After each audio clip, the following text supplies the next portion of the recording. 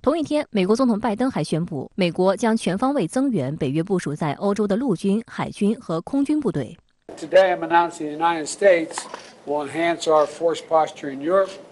and respond to the changed security environment, as well as strengthening our collective security. 有观察指，扩大美军在欧洲的存在，其实是美国从2014年克里米亚事件后就一直琢磨的事情，如今终于借俄乌冲突之机变成了现实。而拜登此次在马德里宣布的增兵计划，包含美国的3种战略意图：第一，美国复制冷战时期驻欧美军部署；第二，通过部队轮换实现永久驻军；第三，借俄乌冲突扩大军火生意。值得警惕的是，北约新发布的战略概念文件首次提及中国，声称中国对北约构成所谓系统性挑战，北约将努力共同应对。此外，还首次邀请日本、韩国、澳大利亚、新西兰领导人出席，反映出北约寻求增强在亚太地区影响力的野心。对此，中国外交部发言人赵立坚在周四的例行记者会上回应指，文件罔顾事实、颠倒黑白，中方对此严重关切，坚决反对。相比而言，北约才是世界和平稳定的系统性挑战。我们要正告北约，渲染、炒作所谓中国威胁，完全是徒劳的。美国呢，国防部长奥斯汀一直把中国视为步步紧逼的威胁啊，而这个最终这个战略概念当中呢，把中国定位成安全挑战或者系统性挑战。也就是说，这个口气上还是弱化了一些。值得注意的是，日本首相岸田文雄在北约峰会上称，日本有意定期参加北约理事会会议。他还表示，希望在网络、海洋安保等方面推进与北约合作。日本朝日新闻分析认为，在日中邦交正常化满50周年的今年，岸田文雄此次前去北约，或许会让中日关系陷入紧张。实际上，日本政府多次借北约场合发出对华不友好言论。早在2014年，安倍晋三在参观北约总部时，就曾妄议中国的外交立场和军事动向。而自俄乌冲突发生以来，日本要牵制中国的立场变得越发明显。岸田文雄在赴会前还宣称，乌克兰可能就是明天的东亚。这些年呢，美国其实它的这个整体这个国力，它的注意力实际上相对来说是在下降。可以说在印太地区有一种力不从心的感觉，所以日本人也感觉到这一点，所以他希望把这个欧洲其他这些欧洲国家能拉到印太来这个可以说是打群架，把这个印太地区阵营化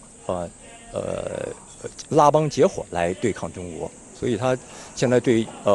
和北约发展安全合作关系也是非常感兴趣。美国在北约峰会前极力撮合美日和美韩2个双边同盟为美日韩3角同盟。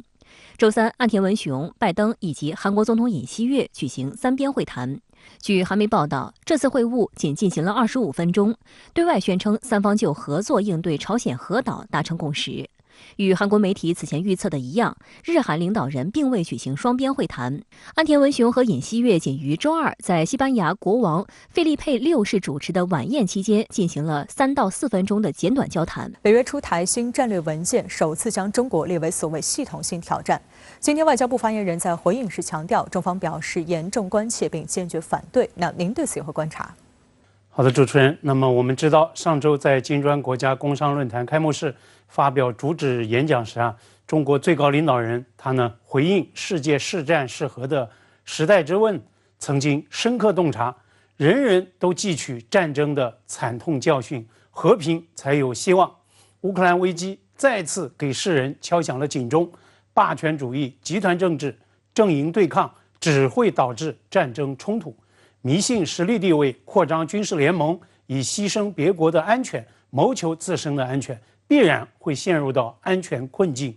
但是现在北约作为全球最大的军事同盟组织，显然没有汲取战争教训，或者干脆是对战争教训选择性无视。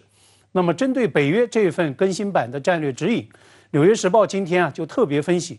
首次宣布中国作为系统性挑战，意味着诞生在冷战时期的这一军事联盟曾经长期根本没有聚焦中国的北约正在发生根本性的转变，所谓 a fundamental shift。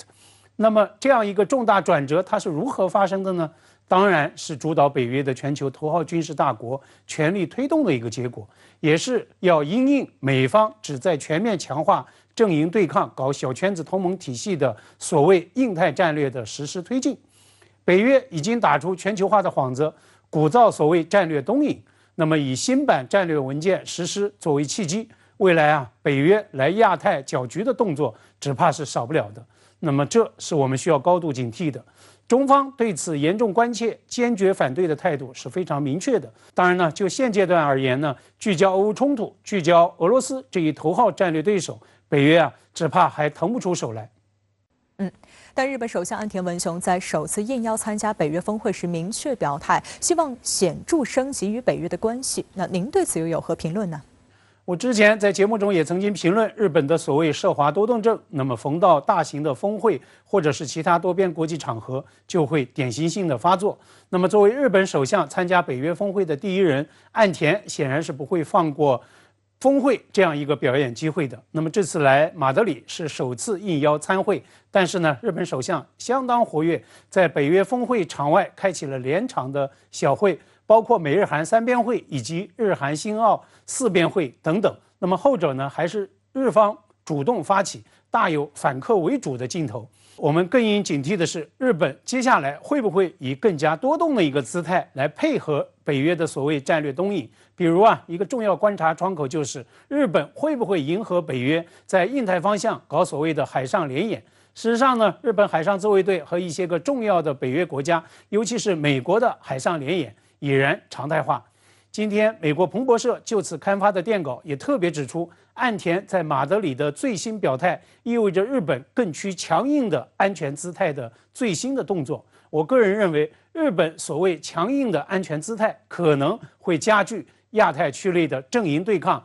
与大国博弈。